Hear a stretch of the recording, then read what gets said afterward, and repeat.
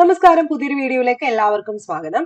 ഇന്നത്തെ video 10th level prelims focus ചെയ്തുകൊണ്ട് 8ാം ക്ലാസ്സിലെ പുതിയ SCERT 2 ടെക്സ്റ്റ് ബുക്കുകൾ ഫോക്കസ് ചെയ്ത് ഏറ്റവും പ്രധാനപ്പെട്ട റിവിഷൻ പോയിന്റ്സ് മാത്രം കവർ ചെയ്ത് പോവാണ്. ഒരിക്കലും നമ്മൾ ഡീറ്റെയിൽഡ് ആയിട്ട് പറയില്ല. ഈ പുസ്തകത്തിനകത്തുള്ള സിലബസ് ഓറിയന്റഡ് ആയിട്ടുള്ള ടോപ്പിക്സ് നമ്മൾ റിവിഷൻ മാത്രം, പോയിന്റ്സ് മാത്രം പറഞ്ഞു പോവുകയാണ്. ഇതിൽ നിന്നും നിങ്ങൾക്ക് നല്ലൊരു സ്കോർ ഉറപ്പുവരുത്താൻ പറ്റുമെന്ന് ഉറപ്പുള്ള ചാപ്റ്റേഴ്സ് മാത്രമാണ് എടുത്തിരിക്കുന്നത്. അപ്പൊ നമുക്ക് ഒട്ടും സമയം കളയാനില്ല, സ്റ്റാർട്ട് ചെയ്യാം. ഒന്നാമത് നമ്മൾ പറയാൻ പോകുന്നത് ബ്രിട്ടീഷുകാരെ പറ്റിയിട്ടാണ്. British east India company, English East India company സ്ഥാപിതമായ വർഷം എല്ലാവർക്കും അറിയാം 1600 ആണല്ലോ. ആരാണ് ബ്രിട്ടീഷ് ഈസ്റ്റ് ഇന്ത്യ കമ്പനി സ്ഥാപിക്കാനായിട്ട് ആദ്യം ഇങ്ങോട്ട് വന്നത്? ക്യാപ്റ്റൻ വില്യം ഹോക്കിൻസ് ആണ്. ആരെയാണ് വന്ന് കണ്ടത്? അന്നത്തെ ചക്രവർത്തി ആയിരുന്ന ജഹാംഗീറിൽ നിന്നാണ് അനുമതി തേടുകയും സൂററ്റില്, ഗുജറാത്തിലെ സൂററ്റിൽ ഒരു ഫാക്ടറി സ്ഥാപിക്കുകയും ചെയ്തത്. ഇത് മൂന്നും പ്രീവിയസ് ചോദ്യമാണ്. ഇംഗ്ലീഷ് ഈസ്റ്റ് ഇന്ത്യ കമ്പനി സ്ഥാപിച്ച വർഷം 1600. ആരാണ് വന്നത് കമ്പനിയുടെ പ്രതിനിധിയായിട്ട്? Captain William Hawkins.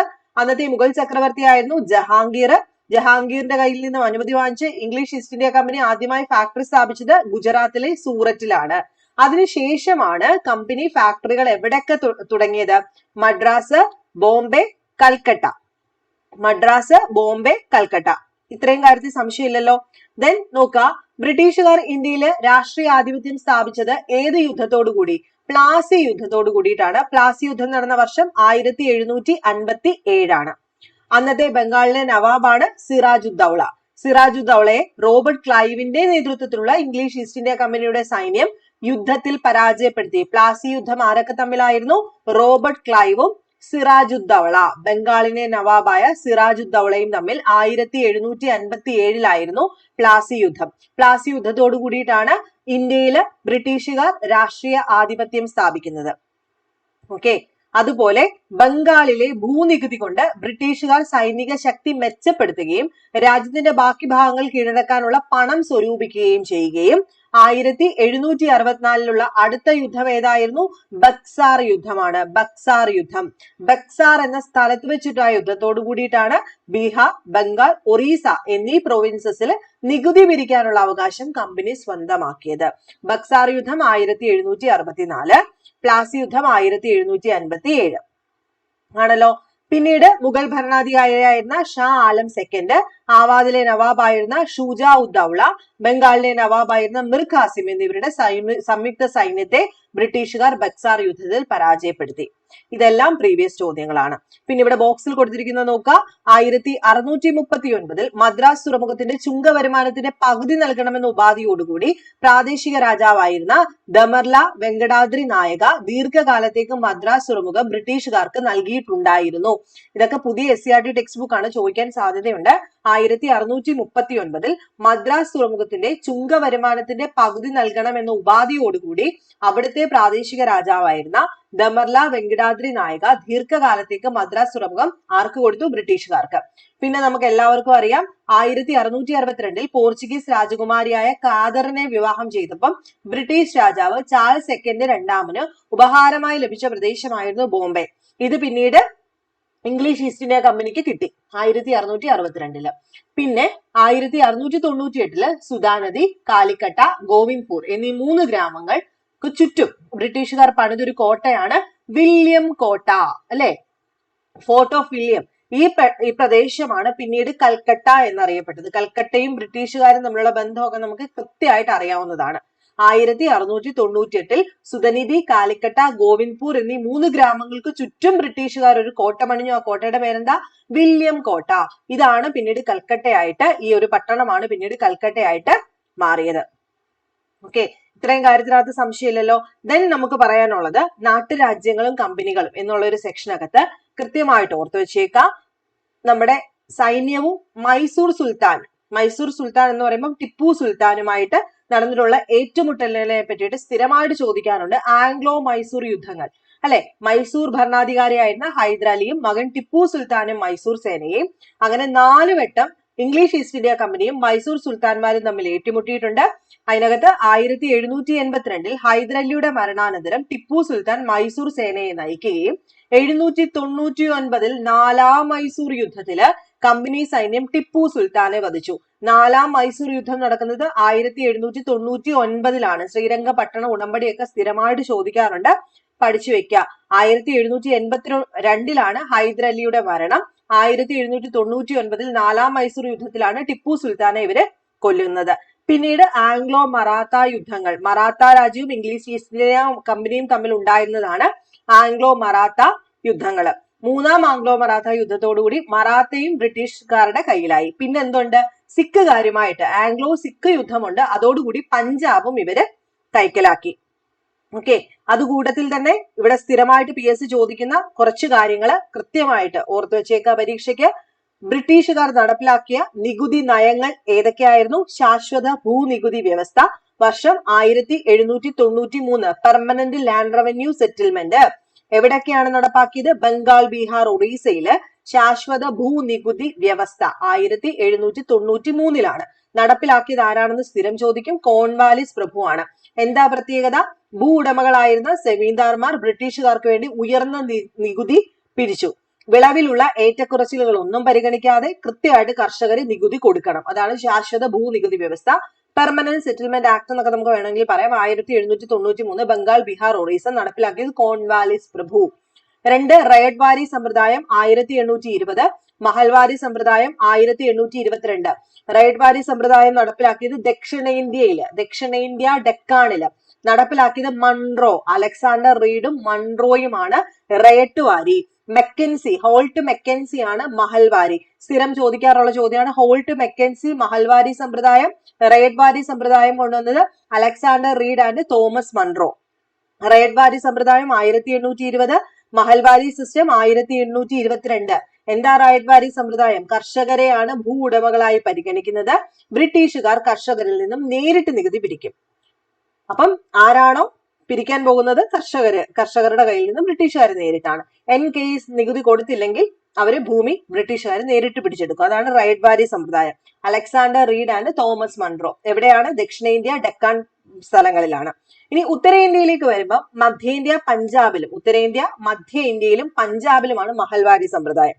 മെക്കൻസി അവിടെ ഗ്രാമത്തെ ഒരു യൂണിറ്റ്, ഒരു മഹലായിട്ട് കണക്കാക്കിയിട്ട് നികുതി പിരിക്കുകയാണ്. ഇനി നികുതിയിൽ വീഴ്ച വരുത്തുന്ന ആ ഒരു ഗ്രാമത്തെയാണ് ബ്രിട്ടീഷുകാർ കൂട്ടിച്ചേർക്കുന്നത്. ദാറ്റ് ഇസ് കോൾഡ് മഹൽവാരി സമ്പ്രദായം. 1822 Holt Mackenzie, Mahalwari. Ryotwari system കൊണ്ടുവന്നത് Thomas Munro and Alexander Read. Cornwallis പ്രഭുവിന്റെയാണ് ശാശ്വത ഭൂനികുതി വ്യവസ്ഥ. സംശയമൊന്നും ഇല്ലല്ലോ. ഇനി നമ്മൾ പറയാൻ പോകുന്നത് പ്രധാനമായിട്ടും നമുക്ക് വേണ്ട കാര്യങ്ങൾ മാത്രം പറയാം. ഇതിനകത്ത് ഈ സന്യാസി കലാപം അതിനെപ്പറ്റി പറയുമ്പോൾ 1773 എന്ന് പറയുന്ന ആ ഒരു ഡേറ്റ് ഓർത്ത് വെച്ചേക്കാം. ഇവിടെ നമുക്ക് സിലബസുമായിട്ട് ബന്ധപ്പെട്ട് ഓർത്തു വെക്കേണ്ട ഒന്നാണ് വന്ദേ മാതരം എന്ന് പറയുന്നത്. 1882 ബംഗാളി ഭാഷയില് ബങ്കിം ചന്ദ്ര ചാറ്റർജി രചിച്ച ആനന്ദമതം എന്ന് പറയുന്ന നോവലിൽ നിന്നാണ് ഈ വന്ദേ മാതരം എടുത്തിട്ടുള്ളത്. ഭവാനന്ദൻ എന്ന കഥാപാത്രം ആലപിക്കുന്ന ഗാനമായിട്ടാണ് വന്ദേ മാതരത്തെ നോവലിൽ പരാമർശിക്കുന്നത്. പ്രീവിയസ് ചോദ്യം. 1882 ബങ്കിം ചന്ദ്ര ചാറ്റർജി ആനന്ദമഠം എന്ന് പറയുന്ന നോവലിൽ നിന്നാണ് ഇത് എടുത്തിട്ടുള്ളത്. ആരാ പാടിയെന്ന് ഒരു വട്ടം ചോദിച്ചു. ഭവാനന്ദൻ എന്ന് പറയുന്ന കഥാപാത്രമാണ് ഇത് പാടിയിട്ടുള്ളത്. ഓക്കെ, അപ്പം ഇതുപോലെ സന്യാസി കലാപം എന്ന് പറയുന്നത് എന്താണെന്നും ചോദിച്ചിട്ടുണ്ട്. സന്യാസി കലാപത്തിന്റെ വർഷം ഓർത്ത് വെച്ചേക്കാം. 1773 അപ്പൊ ബംഗാളിൽ ഉണ്ടായ ക്ഷാമം പരിഹരിക്കുന്നതിന് ഈസ്റ്റ് ഇന്ത്യ കമ്പനി ഒരു ഫലവും കൊടുത്തില്ല. അപ്പൊ ബംഗാളിൽ ഒരു ക്ഷാമം ഉണ്ടാവുകയും അതിന് ഒരു പരിഹാരവും ഇവർ പറഞ്ഞില്ല. അതിനാൽ ദരിദ്രരായ കർഷകരും തൊഴിലാളികളും ബ്രിട്ടീഷുകാർക്കെതിരെ പോരാടുകയും കർഷക കലാപത്തിൽ സന്യാസിമാരുടെ പിന്തുണയുണ്ടായിരുന്നു. അതുകൊണ്ടാണ് ഇതിനെ സന്യാസി കലാപം. സന്യാസി കലാപം എവിടെയാണ്? ബംഗാളിലാണെന്ന് ഓർത്തു വെച്ചേക്കുക. ബംഗാളിലായിരുന്നു. ഇനി സന്യാസിമാരോടൊപ്പം ആരൊക്കെ ഉണ്ടായിരുന്നു? ഫക്കീർമാരും ഉണ്ടായിരുന്നു. അതുകൊണ്ടാണ് ഈ കലാപത്തെ തന്നെ സന്യാസി ഫക്കീർ കലാപം എന്ന് അറിയപ്പെടുന്നത്. ആരൊക്കെയാണ് നേതൃത്വം കൊടുത്തത്? ഭവാനി പതക്കും മജ്നു ഷാ എന്നിവരാണ് ഇതിന് നേതൃത്വം കൊടുത്തത്. ഭവാനി പതക് ആൻഡ് മജ്നു ഷാ. ഇതും മറന്നു പോവരുത്. ഇനി അടുത്ത മറ്റൊരു പ്രധാനപ്പെട്ട ചോദ്യമാണ് നീലം കർഷക കലാപം. വർഷം 1859. ബ്രിട്ടീഷ് കൊളോണിയൽ ഭരണത്തിനെതിരെ നടന്ന ഏറ്റവും പ്രധാനപ്പെട്ട കാർഷിക കലാപം ഏതാ? ബംഗാളിൽ ഉണ്ടായിരുന്ന നീലം കർഷക കലാപമാണ്. നീലം കർഷക കലാപം വർഷം 1859. അപ്പൊ അതിനകത്തൊന്നും കൂടുതലൊന്നും ചോദിക്കുന്നില്ല. പിന്നെ നീലദർപ്പൺ സ്ഥിരം ചോദിക്കാറുണ്ട്. ബംഗാളിലെ നീലം കർഷകർ അനുഭവിക്കുന്ന ദുരിതങ്ങളെ ആസ്പദമാക്കി 1860 എന്നാ കലാപം നടന്നത് 1859 1860 ദീനബന്ധു മിത്ര രചിച്ച നാടകം ഏതാണെന്ന് ചോദിച്ചാൽ നീലദർപ്പൺ. അത് നീൽദർപ്പൺ ആരെഴുതിയെന്ന് ചോദിച്ചാൽ ദീനബന്ധു മിത്ര എഴുതിയ നാടകമാണ്. എന്തിനെ ആസ്പദമാക്കി? ബംഗാളിലെ നീലം കർഷകർ അനുഭവിക്കുന്ന ദുരിതങ്ങളെ ആസ്പദമാക്കി എഴുതിയ നാടകം നീൽദർപ്പൺ. ഏതാണ് നീലം കർഷക കലാപം നടന്നത്? 1859 ഇതിന് നേതൃത്വം കൊടുത്തിരുന്ന രണ്ട് ആൾക്കാർ ആരൊക്കെ ആയിരുന്നു? ദിഗംബർ ബിശ്വാസും വിഷ്ണു ബിശ്വാസും. രണ്ടുപേര് ദിഗംബർ ബിശ്വാസ്, വിഷ്ണു ബിശ്വാസ് നേതൃത്വത്തിലാണ് നീലം കലാപത്തിന് തുടക്കം കുറിച്ചത്. ഓക്കെ, 1859 തെറ്റിക്കരുതേ, അത് ഓർത്തു വെച്ചേക്കാം. ഇനി അടുത്ത നമ്മൾ പറയാൻ പോകുന്നത് നോക്കിക്കേ, 18ാം നൂറ്റാണ്ടില് ബംഗാൾ പ്രവിശ്യയിലെ രാജ്മഹൽ കുന്നിലേക്ക് കുടിയേറി പാർത്ത ഗോത്ര ജനവിഭാഗത്തെ പറ്റിയിട്ടാണ്. സാന്താൾ കലാപം നിങ്ങൾ കേട്ടിട്ടുണ്ടല്ലോ, പ്രീവിയസ് ചോദ്യമാണ് സാന്താൾ കലാപം എന്താണ് എന്നുള്ളത്. ഇവിടെ ഒരു കാര്യം കൊടുത്തിട്ടുണ്ട്, നമ്മൾ അതിലോട്ടൊന്നും പോകുന്നില്ല. നമുക്ക് പ്രീവിയസ് ക്വസ്റ്റ്യൻസ് അനുസരിച്ചിട്ടുള്ള SCERT പോയിന്റ്സ് മാത്രമേ പറയുന്നുള്ളേ. അപ്പൊ സാന്താൾ കലാപം, സാന്താളുമാർ എവിടെയായിരുന്നു ഉണ്ടായിരുന്നത്? ബംഗാൾ പ്രൊവിൻസസിലെ രാജ്മഹൽ കുന്നിൽ കുടിയേറി പാർത്ത ഗോത്ര ജനവിഭാഗമാണ് സാന്താളുമാർ. അപ്പം ഇവര് എന്താ ചെയ്തിരുന്ന? ഭൂവുടമകൾ അന്യായമായി കരം പിരിക്കുകയും കൊള്ളപ്പലിശക്കാർ നിരന്തരമായി കടം നൽകുകയും പകരമായി അവരുടെ ധാന്യങ്ങളും അനുഭവങ്ങളും തട്ടിയെടുക്കുകയും ഒക്കെ ചെയ്തിരുന്നു. അപ്പൊ ഈ അനീതിക്കെതിരെ ഇപ്പൊ ബ്രിട്ടീഷ് ഭരണകൂടം ഇതിനെല്ലാം നികുതി വരുമാനം വർദ്ധിപ്പിക്കുക ഇങ്ങനെ ഇരുന്നുകൊണ്ടിരുന്നപ്പം അതിനെതിരെ ഈ ഗോത്ര ജനത അണിനിരക്കുകയും 1855 ബ്രിട്ടീഷുകാർക്കെതിരെ സാന്താളുകൾ പോരാട്ടങ്ങൾക്ക് തുടക്കം കുറിക്കുകയും ചെയ്തു. ഇതിന്റെ നേതൃത്വം കൊടുത്തത് സിധോവും കാൻഹു. ഓക്കെ, അപ്പൊ സാന്താൾ കലാപം പഠിച്ചു വെക്കുക. എവിടെയാണ്? ബംഗാളിൽ. നേതൃത്വം കൊടുത്തത് സിധോവിൻ കാൻഹു. പേരോട് ഉൽഗുലാൻ, ഇത് പ്രീവിയസ് ചോദ്യമാണ്. ഉൽഗുലാൻ മൂവ്മെന്റ് ചോദിച്ചിട്ടുണ്ട്. അത് മറ്റൊരു ഗോത്രവർഗമാണ് ഉൽഗുലാൻ. ഇത് മുണ്ടാ കലാപം എന്നും അറിയപ്പെടുന്നുണ്ട്. അപ്പൊ ഉൽഗുലാൻ എന്താണ്? മുണ്ടാ കലാപം. ഡിഗ്രിക്ക് പ്രീവിയസ് ചോദ്യമായിരുന്നു. ഉൽഗുലാൻ മൂവ്മെന്റിനെ പറ്റിയിട്ട് ഡിഗ്രി ലെവൽ എക്സാംസിന് ചോദ്യം ഉണ്ടായിരുന്നു. നമുക്ക് ഇപ്പോഴും പ്രതീക്ഷിക്കാതെ. ഉൽഗുലാൻ എന്താണ്? സാന്താൾ കലാപം പോലെ ഇന്ത്യയിലെ പല പ്രദേശങ്ങളിലും ഗോത്ര ജനതയുടെ കലാപം ഉണ്ടായി. 19ാം നൂറ്റാണ്ടിന്റെ ലാസ്റ്റ് ആയപ്പോഴത്തേക്കും നടന്ന മറ്റൊന്നാണ് ഉൽഗുലാൻ എന്ന് പറയുന്ന കലാപം. ഇത് മുണ്ടാ കലാപം എന്ന് അറിയപ്പെടുന്നു. വലിയ കോലാഹലം അല്ലെങ്കിൽ വലിയ ഇളക്കം എന്നാണ് ഉൽഗുലാൻ എന്ന് പറയുന്ന പദത്തിന്റെ അർത്ഥം. എവിടെയാണ് നടന്നത്? ജാർഖണ്ഡിലെ മുണ്ടാ ഗോത്ര വിഭാഗങ്ങൾക്കിടയിൽ. ആരാ ഇതിന്റെ നേതൃത്വം കൊടുത്തത്? ബിർസ മുണ്ട അല്ലെ? ബിർസ മുണ്ട. എന്തൊക്കെ കാരണങ്ങൾ കൊണ്ടാണ്? ബ്രിട്ടീഷ് കൊളോണിയൽ ചൂഷണം, ഭൂമി പിടിച്ചെടുക്കലും പണമിടപാടുകാരുടെയും വ്യാപാരികളുടെയും സാമ്പത്തിക ചൂഷണം. ഏതാ വർഷം? 1899 സായുധ കലാപം, മുണ്ടാ ഗോത്ര വിഭാഗം. ഉൽഗുലാനും ഇത് തന്നെയാണ് കേട്ടോ. ബ്രിട്ടീഷ് പോലീസുമായി പല സ്ഥലത്ത് വെച്ച് ഇവരെ ഏറ്റുമുട്ടി. റാഞ്ചിയിൽ നടന്ന വെടിവയ്പിൽ ഒട്ടേറെ മുണ്ടാ ഗോത്ര വിഭാഗക്കാർ കൊല്ലപ്പെട്ടു. ബിർസ മുണ്ട തടവിലാക്കുകയും അവിടെ വെച്ച് മരണപ്പെടുകയും ചെയ്തു. മുണ്ടാ കലാപത്തെ ഇവര് ക്രൂരമായി അടിച്ചമർത്തി. പിന്നീടാണ് മറ്റ് കലാപങ്ങൾ എന്ന് പറയുന്നത് കുറിച്യർ കലാപം, പഹാരിയ, കോൾ പ്രക്ഷോഭം, ഭീൽ കലാപം, ഖാസി കലാപം. ഇതൊക്കെ ഗോത്ര കലാപങ്ങളാണ്. കുറിച്യർ കലാപം, പഹാരിയ കലാപം, കോൾ പ്രക്ഷോഭം, ഭീൽ കലാപം, ഖാസി കലാപം. ഇതൊക്കെ എന്താണ്? ഗോത്ര കലാപങ്ങളാണെന്ന് ഓർത്തു വെച്ചേക്കാം. അപ്പൊ ബിർസ മുണ്ടയെ പറ്റിയിട്ട് നോക്കുമ്പോൾ നമ്മുടെ മനസ്സിലേക്ക് എന്ത് വരണം? ഉൽഗുലാൻ, അതുപോലെ മുണ്ടാ കലാപം, അതുപോലെ ഏത് സ്ഥലം? ജാർഖണ്ഡ്. ഇതൊക്കെ നമ്മുടെ മനസ്സിലേക്ക് വരണം. 1899 നമ്മുടെ മനസ്സിലേക്ക് വരണം. ഇവിടെ നോക്കിക്കേ, ബിർസ മുണ്ടയുടെ ജന്മദിനമായ നവംബർ 15 ജാൻജാതിയ ഗൗരവ് ദിവസ്, ഗോത്ര അഭിമാന ദിനമായിട്ട് 2021 തൊട്ടാണ് ഇന്ത്യയിൽ ആചരിക്കുന്നത്. ഗോത്ര അഭിമാന ദിനം നവംബർ 15 ബിർസ മുണ്ടയുടെ ജന്മദിനമാണ്. 2021 തൊട്ടാണ് ഇന്ത്യ ഇത് ആചരിക്കുന്നത്. അതുപോലെ ഇന്ത്യൻ പാർലമെന്റിന് ഛായാചിത്രം സ്ഥാപിച്ച് ആദരിക്കപ്പെടുന്ന ഒരേ ഒരു ഗോത്ര ജനതയുടെ നേതാവാണ് ബിർസ മുണ്ട. ബിർസ മുണ്ടയെ കേന്ദ്ര കഥാപാത്രമാക്കി ഇക്ബാൽ ദുറാനി രചിച്ച കൃതിയാണ് ഗാന്ധി സെ പഹലെ ഗാന്ധി. അതുപോലെ ബിർസ മുണ്ടയെ കേന്ദ്ര കഥാപാത്രമാക്കി മഹാശ്വേത ദേവി രചിച്ച കൃതിയാണ് ആരണ്യർ അധികാർ. രണ്ടും നോക്കി വെച്ചേക്കാം. ഓക്കെ ആണല്ലോ. ഇനി അടുത്തത് ഓർത്തു വെക്കാനുള്ളത് ആറ്റിങ്ങൽ കലാപം. അതിന്റെ ഇടയ്ക്കുള്ളത് ഞാൻ അങ്ങ് വിടുകയാണ്. ആറ്റിങ്ങൽ കലാപത്തെ പറ്റിയിട്ട് എല്ലാവർക്കും അറിയാം. വർഷം 1721. ആറ്റിങ്ങൽ കലാപം 1721. ബ്രിട്ടീഷുകാർക്കെതിരെ നടന്ന ആദ്യകാല സംഘടിത കലാപം. എല്ലാ വർഷവും PS ചോദിക്കുന്നതാണ്. വർഷം 1721 ആണല്ലോ. അപ്പൊ ഇനി അതിനെയൊക്കെ കൂടുതൽ അങ്ങോട്ടൊന്നും പോകുന്നില്ല, വർഷം മാത്രം പറഞ്ഞിട്ട് നമ്മൾ അങ്ങ് നിർത്തുകയാണ്. പിന്നെ ഇങ്ങോട്ട് വരുന്ന സമയത്ത് നമുക്ക് ഏറ്റവും കൂടുതൽ ഇവിടെ ചോദിക്കുന്ന മറ്റൊന്നാണ് 1857 കലാപത്തെ പറ്റിയിട്ട്. 1857 കലാപം ഇന്ത്യയുടെ ഒന്നാം സ്വാതന്ത്ര്യ സമരം എന്നറിയപ്പെടുന്നത്. സ്ഥിരം ചോദിക്കാറുണ്ട്. കലാപം പൊട്ടിപ്പുറപ്പെട്ട സ്ഥലം മീററ്റ്, ഉത്തർപ്രദേശിലാണ്. കലാപം സമരം ആരംഭിക്കുന്നത് മെയ് 10, 1857 മെയ് 10-നാണ്.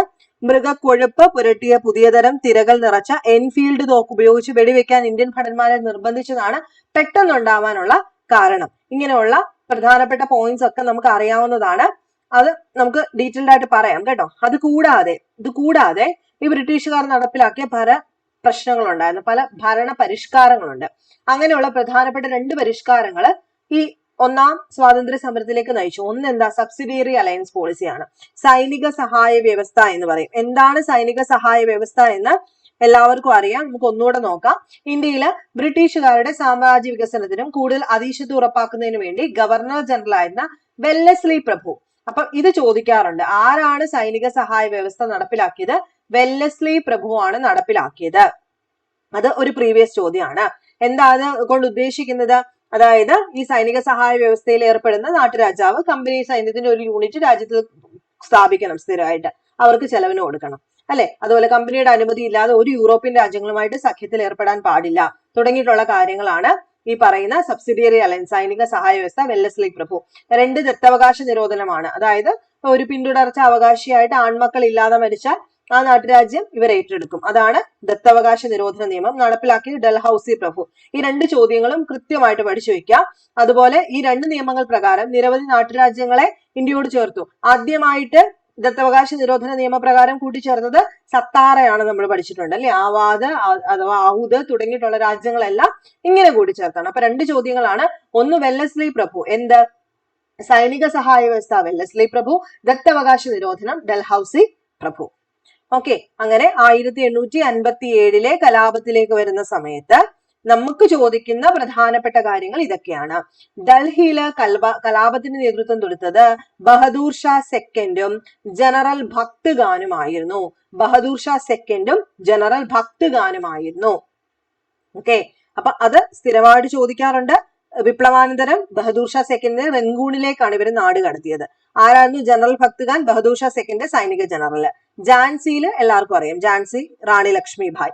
കാൺപൂര് ചോദിക്കാറുണ്ട്. നാനാ സാഹിബും താന്തിയ തോപ്പിയും ആയിരുന്നു കാൺപൂര്. ലക്നൌവില് ബീഗം ഹസ്രത് മഹൽ. ബീഹാറിലെ ആറയില് കൻവർ സിംഗ് ആയിരുന്നു. ഇതെല്ലാം പ്രീവിയസ് ചോദ്യങ്ങളാണ്, എല്ലാവർക്കും അറിയാവുന്നതാണ്. ഞാൻ ഒന്നും കൂടെ പറഞ്ഞു എന്നേ ഉള്ളൂ. അതുപോലെ 1857 കലാപവുമായിട്ട് ബന്ധപ്പെട്ട സിനിമയെ പറ്റിയിട്ട് ചോദിക്കുവാണെങ്കിൽ മോഹൻ സിൻഹെ 1857 കേതൻ മെഹ്ത സംവിധാനം ചെയ്ത മംഗൾ പാണ്ഡെ ദ റൈസിംഗ് ക്രിഷ് ജഗർലമുടിയുടെ Manikarnika, the queen of Jhansi എന്നീ ചലച്ചിത്രങ്ങൾ 1857 കലാപം പശ്ചാത്തലമാക്കി നിർമ്മിക്കപ്പെട്ടതാണ്. അതുപോലെ മലയാറ്റൂർ രാമകൃഷ്ണന്റെ അമൃതം തേടി എന്നീ നോവലുകൾ, പ്രത്യേകിച്ച് മഹാശ്വേതാദേവിയുടെ ഝാൻസി റാണി, മലയാറ്റൂർ രാമകൃഷ്ണന്റെ അമൃതം തേടി നോവല് 1850. അമൃതം തേടി ഒന്ന് ഓർത്ത് വെച്ചേക്കണേ. മലയാറ്റൂർ രാമകൃഷ്ണന്റെ അമൃതം തേടി നോവല് ഈ 57 യുദ്ധത്തിനെ അടിസ്ഥാനമാക്കിയിട്ടുള്ളതാണ്. അപ്പൊ ഈ ചാപ്റ്ററിൽ നമ്മൾ പറഞ്ഞത് ഏറ്റവും പ്രധാനപ്പെട്ട ഫാക്ട്സ് മാത്രമാണ്, അതുകൊണ്ട് വിട്ടുകളയരുത്. ഇനി നമുക്ക് ഇവിടുന്ന് വേണ്ട കാര്യങ്ങളൂടെ നമുക്കൊന്ന് നോക്കാം. ഇവിടുന്ന് നമുക്ക് ചോദിക്കാൻ സാധ്യതയുള്ള ചോദ്യങ്ങൾ മീൻസ് ആ പോയിന്റ്സ് മാത്രമാണ് നമ്മൾ പറയുന്നത്. ഇന്ത്യയുടെ വന്ധ്യവയോധികൻ എന്നറിയപ്പെടുന്നത് ആരാണ്? ദാദാഭായ് നവറോജി. അദ്ദേഹത്തിന്റെ ഏറ്റവും ഫേമസ് ആയിട്ടുള്ള പുസ്തകം poverty and un-British rule in India. Poverty and un-British rule in India, Dadabhai Naoroji. Drain തിയറിയുടെ വക്താവ്, ഡ്രെയിൻ തിയറി അഥവാ ചോർച്ചാ സിദ്ധാന്തം ആവിഷ്കരിച്ചത് ദാദാഭായ് നവറോജിയാണ്.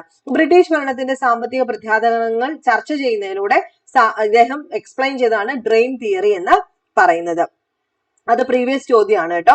ഇതെല്ലാം ഇമ്പോർട്ടന്റ് ആണ്. ഇനി നമ്മൾ അടുത്തതായിട്ട് പറയാൻ പോകുന്നത് ഇവിടുത്തെ പ്രധാന ദേശീയ സാഹിത്യകാരന്മാരും അവരുടെ ഭാഷയുമാണ്. ഓക്കെ, അതായത് ബങ്കിം ചന്ദ്ര ചാറ്റർജി, രവീന്ദ്രനാഥ ടാഗോറും ബംഗാളി ഭാഷയിലാണ് കൂടുതലായിട്ട് എഴുതിയത്, ബംഗാളി ഭാഷ. ലക്ഷ്മിദാസ് ബസ് ബറുവ ആസാമി, വിഷ്ണു ശാസ്ത്രി ശിപ്പലങ്കാർ മറാത്തി, സുബ്രഹ്മണ്യ ഭാരതി തമിഴ്, ഭാരതേന്ദ്രു ഹരിശ്ചന്ദ്ര പ്രേംചന്ദ് ഹിന്ദി, അൽതാഫ് ഹുസൈൻ അലി ഉറുദു, വള്ളത്തോൾ നാരായണ മേനോൻ മലയാളം. ഇവരൊക്കെ ആയിരുന്നു ഈ പറഞ്ഞതുപോലെ തന്നെ സാഹിത്യവും പത്രങ്ങൾ, അതായത് ഇന്ത്യൻ ദേശീയതയില് സാഹിത്യകൃതികൾക്ക് അതുപോലെ തന്നെ പത്രങ്ങൾക്ക് വളരെ പ്രാധാന്യം ഉണ്ടായിരുന്നു. അവരുടെ ഭാഷയാണ് ചോദിച്ചു കാണാറില്ല, എങ്കിലും ഓർത്ത് വെച്ചേക്കാം. പക്ഷേ ഈ ചോദ്യങ്ങൾ ചോദിച്ചു കാണാറുണ്ട്. സ്ഥിരം ചോദ്യമാണ്. പത്രം അമൃത് ബസാർ പത്രിക ഏത് ഭാഷ? ബംഗാളി ഭാഷ. The Hindu, Times of India English, Mathrubhumi Al Ameen മലയാള ഭാഷയിലാണ് രചിക്കപ്പെട്ടിട്ടുള്ളത്. ഓക്കെ, അപ്പം ഇതുമായിട്ട് ബന്ധപ്പെട്ട ഒന്നാണ് വെർണാക്കുലർ പ്രസ് ആക്ട്, നാട്ടുഭാഷാ പത്ര നിയമം എന്ന് പറയും. ഈ നിയമം, അതായത് ഇത് ലിട്ടൻ പ്രഭു നടപ്പിലാക്കിയതാണ് നാട്ടുഭാഷാ പത്ര നിയമം. വെർണാക്കുലർ പ്രസ് ആക്ട് നടപ്പിലാക്കിയത് ലിട്ടൻ പ്രഭു ആണെന്ന് ഓർത്തു വെച്ചേക്കുക. അപ്പൊ ചോദിച്ചിട്ടുണ്ട്, ലിട്ടൻ പ്രഭു ആണ് നാട്ടുഭാഷാ പത്ര നിയമം വെർണാക്കുലർ പ്രസ് ആക്ട് നടപ്പിലാക്കിയിട്ടുള്ളത്. ഇനി അടുത്ത് നമുക്ക് സാമൂഹ്യ പരിഷ്കരണ പ്രസ്ഥാനങ്ങൾ നോക്കാം. അതിനകത്ത് ഏറ്റവും ഇമ്പോർട്ടന്റ് ആണ് രാജാറാം മോഹൻ റോയ്. സ്ഥിരം ചോദിക്കാറുണ്ട്. ഇന്ത്യയുടെ സാമൂഹ്യ പരിഷ്കരണത്തിന് തുടക്കം കുറിച്ചത് രാജാറാം മോഹൻ റോയ്. 1772 അദ്ദേഹം ജനിച്ചത്. ഹിന്ദു, ഇസ്ലാം, ക്രൈസ്തവ, ജൂതമതങ്ങളിൽ അഗാധമായ ജ്ഞാനമുണ്ടായിരുന്നു. ബഹുഭാഷാ പണ്ഡിതനായിരുന്നു. അങ്ങനെയുള്ള കാര്യങ്ങളൊക്കെ. ഇനി സതി നിർത്തലാക്കാനായിട്ട് മുഖ്യ പങ്ക് വഹിച്ചു. ആധുനിക വിദ്യാഭ്യാസത്തിന് നിരവധി സ്കൂളുകൾ ആരംഭിച്ചു. ബ്രഹ്മസമാജം, എപ്പോഴും ചോദിക്കുന്ന ഒരു ചോദ്യമാണ്. ബ്രഹ്മസമാജം എന്ന സാമൂഹ്യ പരിഷ്കരണ പ്രസ്ഥാനം ആരംഭിച്ചത് ആരാണ്? രാജാറാം മോഹൻ റോയ് ആണ്. സ്ത്രീകൾക്ക് പൈതൃക സ്വത്തിൽ അവകാശമുണ്ടെന്ന് വാദിച്ചിട്ടുണ്ട്. ശൈശവ വിവാഹം, ബഹുഭാര്യത്വം എന്നിവയ്ക്കെതിരെ പോരാടി. വിഗ്രഹാരാധന, ബഹുദൈവ വിശ്വാസം എന്നിവയ്ക്കെതിരെ നിലകൊണ്ടു. ഇനി ജ്യോതിറാവു ഫുലെ എന്ന് പറയുമ്പം സത്യശോധക് സമാജം ഇമ്പോർട്ടന്റ് ആണ്. ജ്യോതിറാവു ഫുലെ സത്യശോധക് സമാജം എന്ന സംഘടനയ്ക്ക് രൂപം കൊടുത്തു. അതുപോലെ മഹാരാഷ്ട്രയിലെ ജനത അദ്ദേഹത്തെ മഹാത്മാ എന്ന് വിളിച്ചത് ജ്യോതിറാവു ഫുലെയാണ്. ജ്യോതിറാവു ഫുലെ. ഓക്കെ, അത് ഇമ്പോർട്ടന്റ് ആണ്. ഈ രണ്ട് ചോദ്യങ്ങളും ചോദിക്കാറുണ്ട്. സത്യശോധക് സമാജം സ്ഥാപിച്ചതും മഹാത്മാ എന്ന് മഹാരാഷ്ട്രയിലെ ജനത ആദര സൂചകമായി വിളിച്ചത് ആരെയാണ്? ജ്യോതിറാവു ഫുലെയാണ്. പണ്ഡിത രമാഭായിയുടെ കേസ് പറയുന്ന സമയത്ത് ഇവര് ആര്യ മഹിളാ സമാജം എന്ന സംഘടന സ്ഥാപിച്ചു. ആര്യ മഹിളാ സമാജം സ്ഥാപിച്ചത് പണ്ഡിത രമാഭായ്.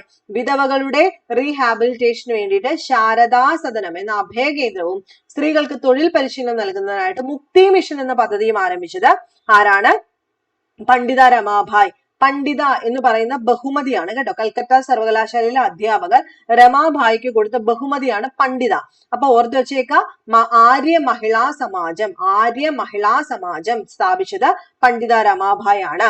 ശാരദാ സദനം എന്ന് പറയുന്ന അഭയകേന്ദ്രവും മുക്തി മിഷൻ എന്ന് പറയുന്ന പദ്ധതിയും ആരംഭിച്ചത് ഇവരാണ്. 1889 ബോംബെയിൽ വെച്ച് നടന്ന INC-യുടെ കോൺഗ്രസ് സമ്മേളനത്തിൽ ഇവര് പങ്കെടുത്തിട്ടുണ്ട്. ഇമ്പോർട്ടന്റ് ആണ്. ഇനി ഇത് സ്ഥിരമായിട്ട് ചോദിക്കാറുണ്ട്. സാമൂഹ്യ പരിഷ്കരണ പ്രസ്ഥാനങ്ങളും സ്ഥാപകരും പഠിച്ചു വെക്കുക. കേട്ടിരിക്കുക കേട്ടോ. അറിയത്തില്ലെങ്കിൽ കേട്ടിരിക്കുക, അറിയാവുന്നവരാണെങ്കിൽ വിട്ടേക്കാം. പ്രാർത്ഥനാ സമാജം സ്ഥാപിച്ചത് ആത്മറാം പാണ്ഡുരംഗാണ്. ആര്യ സമാജം സ്വാമി ദയാനന്ദ സരസ്വതി. അലിഗഡ് പ്രസ്ഥാനം sir Syed Ahmed Khan. Theosophical society madam Blavatsky, colonel Olcott. Ramakrishna mission Swami Vivekanandan. Hitakarini Samajam Veeresalingam Pantulu. Swadeshabhimani പ്രസ്ഥാനം EV രാമസ്വാമി നായ്ക്കർ. ശ്രീനാരായണ ധർമ്മ പരിപാലന യോഗം ശ്രീനാരായണ ഗുരു. സാധുജന പരിപാലന സംഘം അയ്യങ്കാളി. സ്ഥിരം ചോദ്യം. ആര്യ സമാജം ചോദിക്കാറുണ്ട്. അലിഗഡ് പ്രസ്ഥാനം ചോദിക്കാറുണ്ട്. ഹിതകാരിണി സമാജം വീരേശലിംഗം പന്തുലു. സ്വാഭിമാന പ്രസ്ഥാനം EV രാമസ്വാമി നായ്ക്കർ. ഓക്കെ, ഇതെല്ലാം ചോദിക്കാറുണ്ട്. അയ്യങ്കാളി പിന്നെ സ്ഥിരം ചോദ്യം, സാധുജന പരിപാലന സംഘം. അതുപോലെ അടുത്ത നമുക്ക് ഈ ഒരു ചാപ്റ്ററിൽ നിന്ന് വേണ്ടത് ഈ പറയുന്ന രാഷ്ട്രീയ സംഘടനകളാണ്. പ്രീവിയസ് ചോദ്യമാണ്. ആദ്യകാല രാഷ്ട്രീയ പ്രസ്ഥാനങ്ങളിൽ ഒന്ന് ഇന്ത്യൻ അസോസിയേഷൻ. കൽക്കട്ട കേന്ദ്രീകരിച്ചുള്ളതാണ് ഇന്ത്യൻ അസോസിയേഷൻ. ആരാ നേതൃത്വം കൊടുത്തത്? Surendranath Banerjee, Ananda Mohan Bose. Indian association. Madras Mahajana Sabha M Veeraraghavan Achari, G Subramaniar, Ananda Charlu. ഡിഗ്രിയുടെ ഒക്കെ ചോദ്യമാണ്. Bombay presidency association Pheroze Shah Mehta, KT Telang, Badruddin Tyabji. Bombay presidency association, Madras Mahajana Sabha, Indian association. ഇത് ഇമ്പോർട്ടന്റ് ആണ്. ഓക്കെ, അപ്പൊ ഇതെല്ലാം നോക്കി വെച്ചേക്കാം. പിന്നെ നമുക്കറിയാം INC ഫോം ചെയ്തത്, INC Indian National Congress form ചെയ്തത് 1885 ഡിസംബർ 28. നമുക്ക് എല്ലാവർക്കും അറിയാം. ആദ്യമായിട്ട് അല്ലെ അലൻ ഒക്ടോവ് ഹ്യൂ, WC ബാനർജി ഇവരൊക്കെയാണ് അന്നത്തെ അധ്യക്ഷത വഹിച്ചിരുന്നത്. അതിലോട്ടൊന്നും ഞാൻ പോകുന്നില്ല, നമുക്കെല്ലാം അറിയാവുന്നതായതുകൊണ്ട് അതങ്ങ് വിടുകയാണ്. പ്രധാനപ്പെട്ട കാര്യങ്ങൾ മാത്രം പറയാം. നോക്കിയേ, ഇന്ത്യൻ നാഷണൽ കോൺഗ്രസിന്റെ അധ്യക്ഷനായ ആദ്യ മലയാളി ആരാ? Sir C Sankaran Nair. 1897 അമരാവതി കോൺഗ്രസ് സമ്മേളനത്തിൽ ഇദ്ദേഹം കോൺഗ്രസിന്റെ അധ്യക്ഷ പദവി അലങ്കരിച്ചു. ഇന്ത്യൻ നാഷണൽ കോൺഗ്രസിൽ അധ്യക്ഷനായ ഫസ്റ്റ് മലയാളിയാണ് ഇദ്ദേഹം, സർ സി ശങ്കരൻ നായർ. സർ സി ശങ്കരൻ നായർ. ഇമ്പോർട്ടന്റ്, 1897 അമരാവതി കോൺഗ്രസ് സമ്മേളനത്തിലാണ് ഇദ്ദേഹം കോൺഗ്രസിന്റെ അധ്യക്ഷ പദവി അലങ്കരിച്ചത്. അത് ഇമ്പോർട്ടന്റ് ആണ്. ബംഗാൾ വിഭജനം എല്ലാവർക്കും അറിയാലോ. 1905 ഒക്ടോബർ 16 ബംഗാൾ വിഭജനം. 1905 ഒക്ടോബർ 16. അമർ സോണാർ ബംഗ്ല എന്ന ദേശഭക്തി ഗാനവും ആലപിച്ചുകൊണ്ടാണ് ഈ സമയത്ത് ജനങ്ങൾ തെരുവിലിറങ്ങി പ്രതിഷേധിച്ചത്. ഈ പ്രതിഷേധങ്ങൾ വലിയ സമരമാവുകയും സ്വദേശി പ്രസ്ഥാനം എന്തുമായിട്ട് ബന്ധപ്പെട്ടിരിക്കുന്നു? പ്രീവിയസ് ചോദ്യം, സ്വദേശി പ്രസ്ഥാനം എന്തുമായി ബന്ധപ്പെട്ടിരിക്കുന്നു? ബംഗാൾ വിഭജനവുമായിട്ട് ബന്ധപ്പെട്ടിരിക്കുന്നു. ഓക്കെ, അപ്പൊ അതും പ്രീവിയസ് ചോദ്യമാണ്, ഇമ്പോർട്ടന്റ് ആണ്, നോക്കി വെക്കുക. ഇനി ഇതുമായിട്ട് ബന്ധപ്പെട്ട് നമുക്ക് ചോദിക്കുന്നത്, സ്ഥിരമായിട്ട് ചോദിക്കാൻ പറ്റുന്ന ചോദ്യങ്ങൾ, എപ്പോഴും ചോദിക്കുന്ന ചോദ്യങ്ങളാണ് തീവ്രവാദികളും അതായത് എക്സ്ട്രീമിസ്റ്റുകളും മോഡറേറ്റ്സും എന്ന് പറയുന്ന രണ്ട് പ്രസ്ഥാനങ്ങൾ. ആ രണ്ട് പ്രസ്ഥാനങ്ങളിൽ ആരൊക്കെ ഉണ്ട് എന്ന് ചോദിക്കാറുണ്ട്. ഇത് പറയുന്നതിന് മുൻപായിട്ട് തന്നെ എപ്പോഴും ചോദിക്കുന്ന മറ്റൊരെണ്ണമാണ് മിതവാദികളും തീവ്രവാദികളുടെ അഭിപ്രായ ഭിന്നതകള് 1907 സൂററ്റ് കോൺഗ്രസ് സമ്മേളനത്തിൽ വെച്ച് രൂക്ഷമാവുകയും കോൺഗ്രസിന്റെ പിളർപ്പ് ഉണ്ടായത് 1907 സൂററ്റ് കോൺഗ്രസ് സമ്മേളനത്തിലാണ്. അങ്ങനെയാണ് ഭിന്നിപ്പിച്ച് ഭരിക്കുക എന്ന നയം കൂടുതൽ ആഴത്തിൽ പ്രാവർത്തികമാക്കുന്നതിന് ബ്രിട്ടീഷുകാര് മുന്നിലേക്ക് വരുന്നത്. പിന്നെ നോക്കിയേ, സർവേന്ത്യ മുസ്ലിം ലീഗ്. മുസ്ലിം ലീഗുമായിട്ട് ബന്ധപ്പെട്ട പ്രതിനിധി സംഘത്തിന്റെ നേതാവായിരുന്നു ആഗാഖാൻ, അല്ലെ? ആഗാഖാന്റെ നേതൃത്വത്തില് മുസ്ലിം പ്രതിനിധി സംഘം സിംലയിൽ വെച്ച് മിന്റോ പ്രഭുവിനെ കാണുകയും ചില ആവശ്യങ്ങൾ മുന്നോട്ട് വെക്കുകയും ചെയ്തു. സർക്കാരിന്റെ എല്ലാ തലങ്ങളിലും തങ്ങളുടെ സമുദായത്തിന് പ്രത്യേക പ്രാതിനിധ്യം നൽകണമെന്ന്, മുസ്ലിങ്ങൾക്ക് എന്ത് വേണം, പ്രത്യേക നിയോജക മണ്ഡലങ്ങൾ വേണമെന്നൊക്കെ ആവശ്യപ്പെട്ടുകൊണ്ടാണ് മുസ്ലിം ലീഗ് മുന്നിലേക്ക് വരുന്നത്. അങ്ങനെ 1906 സർവേന്ത്യ മുസ്ലിം ലീഗ് സ്ഥാപിതമായി. 1906 സർവേന്ത്യ മുസ്ലിം ലീഗ്. 1907 സൂററ്റ്, അത് ഓർത്ത് വെച്ചേക്കുക, പിളർപ്പ് ഓർക്കുക. 1906 സർവേന്ത്യ മുസ്ലിം ലീഗ് സ്ഥാപിതമാകുന്നത്. അതിനുശേഷം 1909 മിന്റോ മോർലി ഭരണപരിഷ്കാരം. ഇവിടെയാണ് മുസ്ലിങ്ങൾക്ക് പ്രത്യേക നിയോജക മണ്ഡലം ഏർപ്പെടുത്തിയത്. മിന്റോ മോർലി ഭരണപരിഷ്കാരം 1909 മുസ്ലിങ്ങൾക്ക് പ്രത്യേക നിയോജക മണ്ഡലം ഏർപ്പെടുത്തിയത്. ലാൽപാൽ ബാൽ, 3 പേരെ അറിയാലോ, ലാലാ ലജ്പത് റായ്, ബിപിൻ ചന്ദ്രപാൽ, ബാലഗംഗാധര തിലകൻ. ഇവരാണ് ലാൽപാൽ ബാൽ. ഇവരെ ഏത് ആയിട്ട് ബന്ധപ്പെട്ടതാണ്? സ്വദേശി പ്രസ്ഥാനവുമായിട്ട് ബന്ധപ്പെട്ട മോഡറേറ്റ്സ് ആണോ? അല്ല, എക്സ്ട്രീമിസ്റ്റുകളായിരുന്നു, തീവ്ര ദേശീയവാദികളായിരുന്നു ലാൽപാൽ ബാൽ എന്ന് പറയുന്നത്. പിന്നെ സ്ഥിരം ചോദ്യമാണ് home rule movement. Home rule മൂവ്മെന്റുമായിട്ട് ബന്ധപ്പെട്ടത് ആരായിരുന്നു? ആനി ബസന്റ് ആൻഡ് ബാലഗംഗാധര തിലകനാണ് ഹോം റൂൾ മൂവ്മെന്റുമായിട്ട് ബന്ധപ്പെട്ടിരിക്കുന്നത്. വർഷം 1914 1914 ആണല്ലോ. ആനി ബസന്റും ബാലഗംഗാധര തിലകനും രാജ്യത്തുടനീളം സഞ്ചരിക്കുകയും ഈ ഹോം റൂളിന്റെ അർത്ഥം എന്താ? സ്വയം ഭരണം, അത് എല്ലായിടത്തും സ്ഥാപിക്കുകയും ചെയ്തു. ആനി ബസന്റ് അറസ്റ്റ് ചെയ്യപ്പെട്ടു. അങ്ങനെ പിന്നീട് ജയിൽ മോചിതയാകുകയും 1917 കൽക്കട്ട സമ്മേളനത്തിൽ കോൺഗ്രസിന്റെ അധ്യക്ഷയായി തെരഞ്ഞെടുത്തു. ഇത് പ്രീവിയസ് ചോദ്യമാണ്. 1917 കൽക്കട്ട സമ്മേളനത്തിൽ കോൺഗ്രസിന്റെ അധ്യക്ഷയായിട്ട് ആനി ബസന്റ് വരുന്നത്. അടുത്തൊരു ചോദ്യം, ഇന്ത്യൻ നാഷണൽ കോൺഗ്രസിന്റെ അധ്യക്ഷയായ ആദ്യ വനിത ആനി ബസന്റ് ആണ്. ആദ്യത്തെ മലയാളി നമ്മൾ പറഞ്ഞു, ഇപ്പൊ പറഞ്ഞതേ ഉള്ളൂ, ആരായിരുന്നു? സി ശങ്കരൻ നായരാണ്, അല്ലെ? ഓർമ്മയുണ്ടല്ലോ, സർ സി ശങ്കരൻ നായരാണ് ആദ്യത്തെ മലയാളി. ആദ്യത്തെ വനിത ആരാണെന്ന് ചോദിച്ചു കഴിഞ്ഞാൽ അത് ആനി ബസന്റ് ആണ്. ഇതെല്ലാം പ്രീവിയസ് ചോദ്യമാണ്. അതുപോലെ 1916 കോൺഗ്രസ്, ലക്നൌവിലെ കോൺഗ്രസ് സമ്മേളനത്തിൽ വെച്ചിട്ടാണ് തീവ്രവാദികളും മിതവാദികളും ഒരുമിക്കുന്നത്. ഇന്ത്യൻ നാഷണൽ കോൺഗ്രസും സർവേന്ത്യ മുസ്ലിം ലീഗും ഒരുമിക്കുന്നതും 1916 ലക്നൌവിൽ വെച്ചിട്ടാണ്. സംശയമൊന്നുമില്ലല്ലോ. പിന്നെ ഈ പറയുന്ന ഇത്രയും ചോദ്യങ്ങളും ഡിഗ്രി ചോദ്യങ്ങളായിരുന്നു കേട്ടോ. ഇതിനകത്ത് അനുശീലൻ സമിതി ചോദിച്ചിട്ടുണ്ട് PSC. ബംഗാളിലാണ് അനുശീലൻ സമിതി, വിപ്ലവ സംഘടനയാണ്. നേതൃത്വം കൊടുത്ത അരബിന്ദോ ഘോഷും സച്ചീന്ദ്രനാഥ് സന്യാലുമാണ്. അരബിന്ദോ ഘോഷ്, സച്ചീന്ദ്രനാഥ് സന്യാൽ. ഭാരത് മാതാ അസോസിയേഷൻ ചോദിച്ചു കണ്ടിട്ടില്ല, ഇനി ചോദിക്കാം. മദ്രാസിലാണ് ഭാരത് മാതാ അസോസിയേഷൻ. നീലകണ്ഠ ബ്രഹ്മചാരി, വാഞ്ചി അയ്യർ, അജിത് സിംഗ്. യുഗാന്തർ പാർട്ടി ചോദിച്ചിട്ടുണ്ട്. റാഷ് ബിഹാരി ബോസ്, ഖുദീറാം ബോസിന്റെയാണ് യുഗാന്തർ പാർട്ടി, ബംഗാൾ കേന്ദ്രീകരിച്ചിട്ടാണ്. ഗദ്ദർ പാർട്ടി എപ്പോഴും ചോദിക്കും, ലാലാ ഹർദയാലാണ്, അമേരിക്കയിൽ വെച്ചിട്ടാണ് ഫോം ചെയ്തിട്ടുള്ളത്. കൃത്യമായിട്ട് നോക്കണം കേട്ടോ. നോക്കിയിട്ടില്ലാത്തവർ ഇതെല്ലാം നോക്കിയിട്ട് പോകാനായിട്ട് ശ്രദ്ധിക്കാം. അപ്പൊ ഇത്രയും കാര്യങ്ങൾ കൃത്യമായിട്ട് മനസ്സിലാക്കി വെക്കുക. ഇനി അടുത്ത ഒരു പാർട്ട് എടുക്കുന്ന സമയത്ത് ഈ ദേശീയ പ്രസ്ഥാനവും കേരളവും, ഇതും 10th ലെവൽ പ്രിലിംസിന് ഏറ്റവും ഇമ്പോർട്ടന്റ് ആയിട്ടുള്ള ഫാക്ട് ആണ്. ഇതിനകത്ത് നമുക്ക് വേണ്ടത് ഒന്ന് ഇവിടെ കിടപ്പുണ്ട്. നമ്മൾ പറഞ്ഞു ആംഗ്ലോ മൈസൂർ യുദ്ധം ലാസ്റ്റ് വരുന്നത് 1899 ശ്രീരംഗപട്ട ഉടമ്പടി എന്ന് പറയുന്നത് മൂന്നാം ആംഗ്ലോ മൈസൂർ യുദ്ധത്തിൽ മൈസൂർ പരാജയപ്പെട്ടതിനെ തുടർന്ന് 1792 മാർച്ച് 18-ന് മൈസൂർ ഭരണാധികാരിയായിരുന്ന ടിപ്പു സുൽത്താനും ഇംഗ്ലീഷ് ഈസ്റ്റ് ഇന്ത്യ കമ്പനിയും തമ്മിൽ ഒപ്പുവെച്ച ഉടമ്പടിയാണ് ശ്രീരംഗപട്ടണ ഉടമ്പടി. 1792-ലാണ്. ഇനി നമുക്ക് വേണ്ടത് ഏതാണെന്ന് അറിയാമോ? പഴശ്ശിരാജയുമായിട്ട് ബന്ധപ്പെട്ടാണ്. പഴശ്ശിരാജയുടെ യുദ്ധം എന്ന് പറയുന്നത് പല യുദ്ധങ്ങളായിട്ടുണ്ടായിരുന്നു. അതിനകത്ത് ഏറ്റവും അവസാനത്തെ യുദ്ധം 1805 നവംബർ 30-നാണ്. എവിടെ വെച്ചിട്ടാണ് അദ്ദേഹം മരണപ്പെടുന്നത്? മാവിലാം തോട് എന്ന സ്ഥലത്ത് വെച്ചിട്ടാണ്. വയനാട്ടിലെ മാവിലാം തോട് എന്ന് പറയുന്ന സ്ഥലത്ത് വെച്ചിട്ടാണ് ഇദ്ദേഹം മരണപ്പെടുന്നത്. പിന്നെ നമുക്കറിയാവുന്ന മറ്റു കുറച്ച് ആൾക്കാരാണ് പാലിയത്തച്ഛൻ, അതുപോലെ തന്നെ വേലുത്തമ്പി ദളവ തുടങ്ങിയിട്ടുള്ളവര്. അപ്പൊ അതിലോട്ട് കൂടുതലായിട്ട് ഞാൻ ഈ പറഞ്ഞത് കൂട്ട് പോകുന്നില്ല. പിന്നെ ഈ ചോദിക്കുന്ന ഫാക്ട് മാത്രം പറയാം. 1809 ജനുവരി 11-ന് തിരുവിതാംകൂറിലെ കുണ്ടറയിൽ വെച്ചിട്ട് ഒരു വിളംബരം ഇദ്ദേഹം നടത്തുന്നു. അതാണ് കുണ്ടറ വിളംബരം. വർഷം ചോദിച്ചിട്ടുണ്ട്. 1809 ജനുവരി മാസം 11 കുണ്ടറ വിളംബരം. അടുത്തത് വളരെ ഇമ്പോർട്ടന്റ് ആണ്, കുറിച്യ കലാപം. വർഷം ചോദിക്കാറുണ്ട്.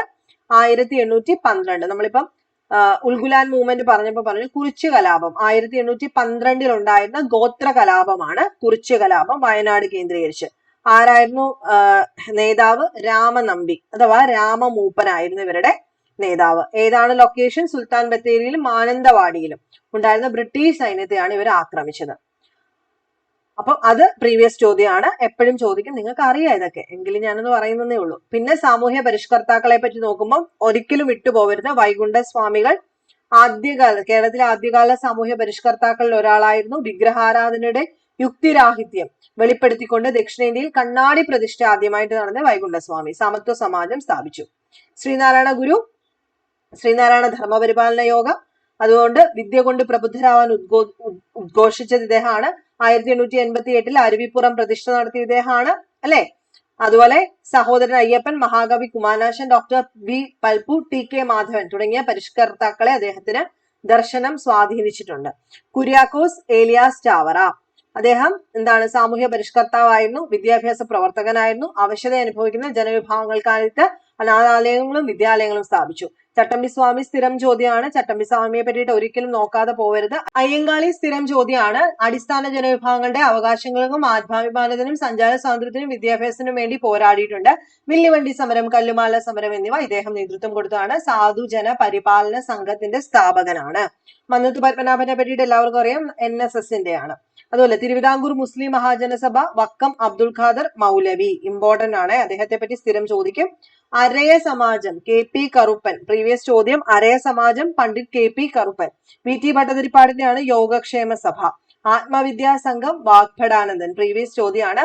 പ്രത്യക്ഷ രക്ഷാ ദൈവസഭ, പൊയ്കയിൽ യോഹന്നാൻ. പ്രത്യക്ഷ രക്ഷാ ദൈവസഭ, പൊയ്കയിൽ യോഹന്നാൻ. ഇതെല്ലാം പ്രീവിയസ് ചോദ്യമാണ്. പിന്നെ അടുത്ത ഒരു പ്രീവിയസ് ചോദ്യമാണ് മേൽമുണ്ട് സമരം. മേൽമുണ്ട് സമരം എന്ന് അറിയപ്പെടുന്ന മറ്റൊരു സമരം, അതായത് മേൽമുണ്ട് സമരം എന്നും അറിയപ്പെടുന്ന ഒരു സമരത്തിന്റെ പേരെന്താണെന്ന് പ്രീവിയസ് ചോദ്യമാണ്. ചാന്നാർ ലഹളയാണ്, അല്ലെ? ചാന്നാർ ലഹള എന്താ? അത് ഏത് വർഷമാണ്? 1859 ജൂലൈ 26-നാണ്. മാറുമറയ്ക്കൽ സമരത്തിനുള്ള നിയന്ത്രണങ്ങൾ ഒഴിവാക്കിക്കൊണ്ട് തിരുവിതാംകൂർ മഹാരാജാവ് കൽപ്പന പുറപ്പെടുവിച്ചാണ് 1859 ജൂലൈ 26-ന്. ഓക്കെ, അപ്പം ആരാണ് രാജാവ് എന്ന് ചോദിച്ചാൽ ഉത്രം തിരുനാൾ മാർത്താണ്ഡവർമ്മ. ഉത്രം തിരുനാൾ മാർത്താണ്ഡവർമ്മ, അതും ഇമ്പോർട്ടന്റ് ആണ്. വൈക്കം സത്യാഗ്രഹം, പ്രീവിയസ് ചോദ്യമാണ്. 1924 മാർച്ച് 30 വൈക്കം സത്യാഗ്രഹം. സവർണ ജാഥ, വൈക്കം സത്യാഗ്രഹത്തോട് ഐക്യദാർഢ്യം പ്രകടിപ്പിച്ച് മന്നത്ത് പത്മനാഭന്റെ നേതൃത്വത്തിൽ വൈക്കത്തു നിന്നും തിരുവനന്തപുരത്തേക്കുണ്ടായ ജാഥയായിരുന്നു സവർണ ജാഥ. വൈക്കം സത്യാഗ്രഹത്തിന്റെ ലീഡേഴ്സ് ആയിരുന്നു TK Madhavan, KK Elappan, KP Kesava Menon. TK Madhavan, KK Elappan, KP Kesava Menon. Okay. 1925 November 23-ന് ക്ഷേത്രത്തിന്റെ 3 വശങ്ങളിൽ കൂടിയുള്ള റോഡുകൾ ഹിന്ദു മതത്തിലെ എല്ലാ വിഭാഗങ്ങൾക്കുമായിട്ട് ഇതോടുകൂടി തുറന്നു കൊടുത്തു. ഗുരുവായൂർ സത്യാഗ്രഹം, പ്രീവിയസ് ചോദ്യം. 1931 നവംബർ 1-നാണ് ഗുരുവായൂർ സത്യാഗ്രഹം ആരംഭിക്കുന്നത്. ആരൊക്കെയാണ് ലീഡേഴ്സ്? KK എളപ്പൻ, മന്നത്ത് പത്മനാഭൻ തുടങ്ങിയിട്ടുള്ളവരാണ്.